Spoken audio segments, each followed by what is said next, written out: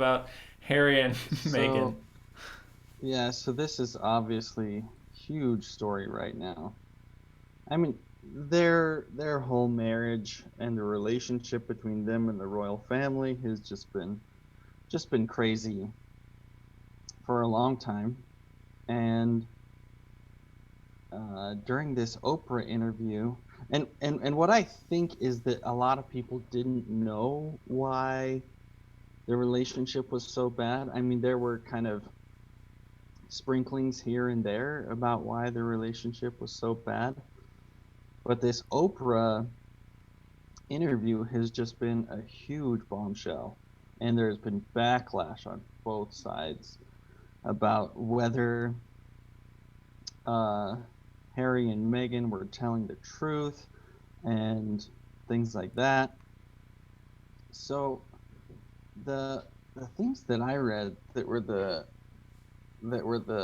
most, I don't know, seemed controversial things were, number one, there were people in the royal family who were concerned about how dark Meghan and Harry's child were going to be, and that was a main topic of contention, was how dark was their skin going to be and how that was going to taint the royal family.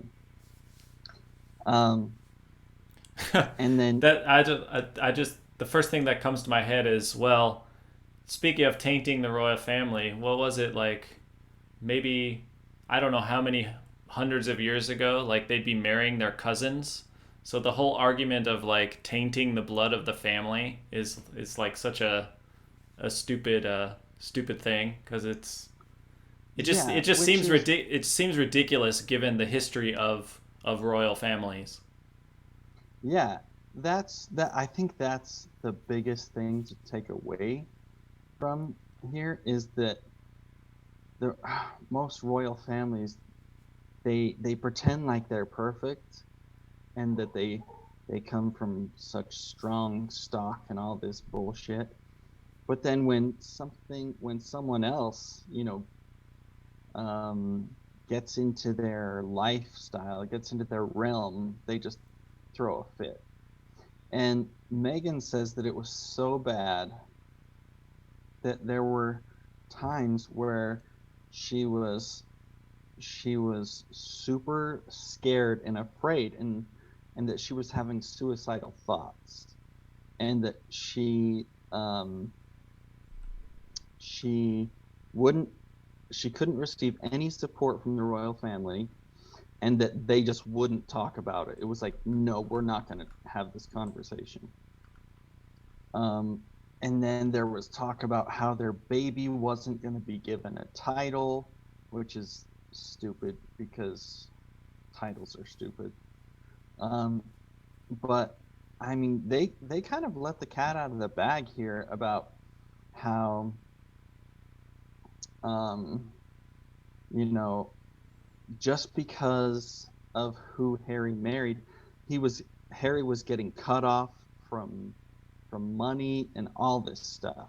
Mm. And you can argue whether or not they should be getting money or not for just, sitting on their asses doing nothing.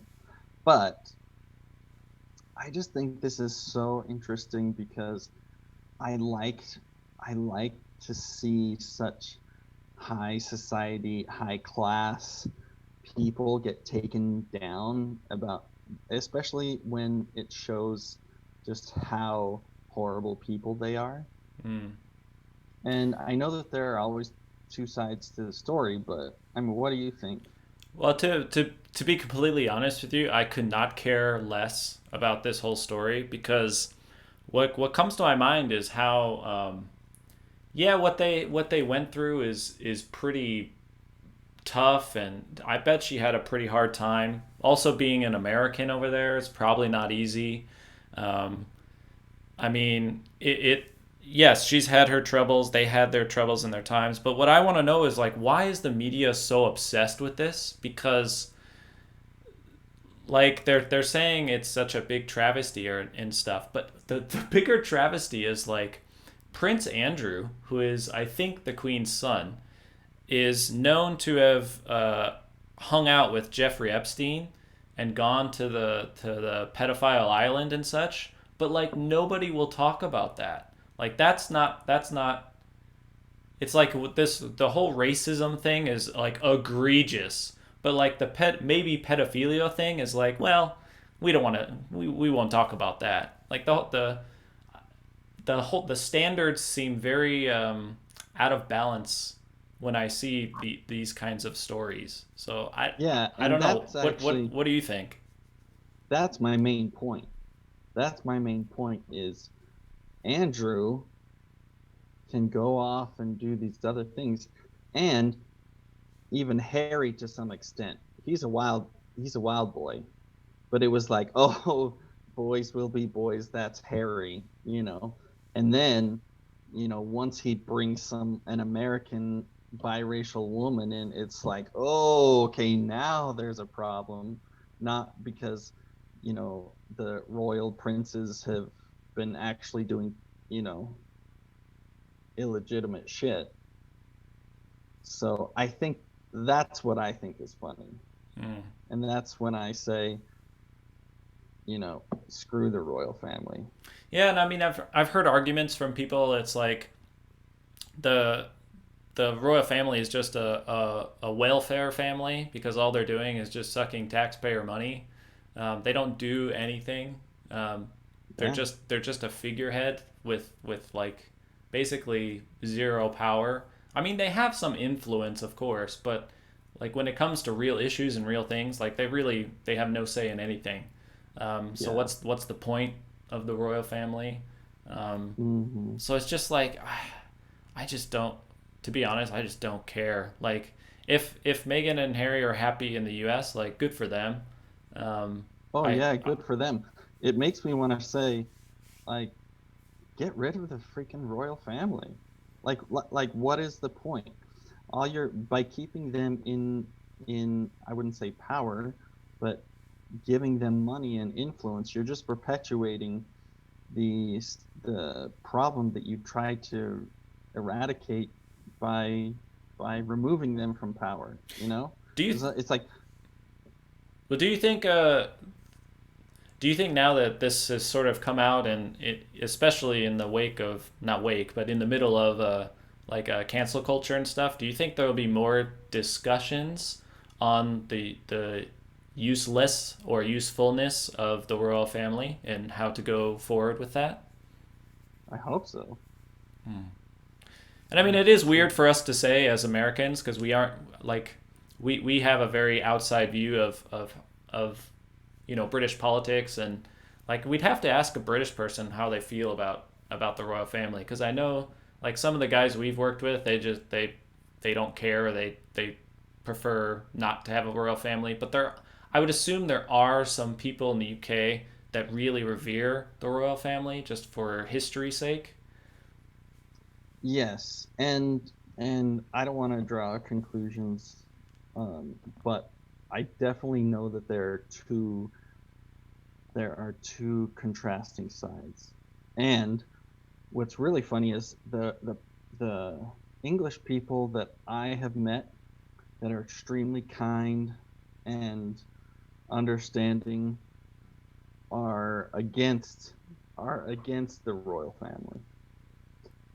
The people who are extremely arrogant and very uppity and I'm better than you, we all know who we're talking about. They tend to support the royal family, Mm. and it's sad because I'm not trashing on Brits or anything like that. I've met wonderful people from there. I have a lot of friends from there, and there's all I'm saying is there's definitely two sides. Yeah, yeah. Yeah, going forward, I think, yeah, I don't know, but it's also ironic too. The other meme I saw was here's a rich couple on one side, and a billionaire on the other side, complaining about like unfairness. So talking about like the other side, there are people that are looking at this interview like it's sort of a mockery of what unfairness is, given given Sure, given the climate of what's going on with coronavirus and stuff. So there is there it is is, there is that to think about too. but I do wonder about one thing. How much money does Prince Harry actually have? Well, I I know mean, I think he said he has some of Diana's money that she put mm-hmm, away for him. So mm-hmm. he's using that. I have a feeling he would probably get I think they have a podcast now or something. So they'll probably get some revenue from that. So there, I mean, just being a name, he has his own brand Oh yeah, as a yeah. royal. So there are ways he can make money for sure.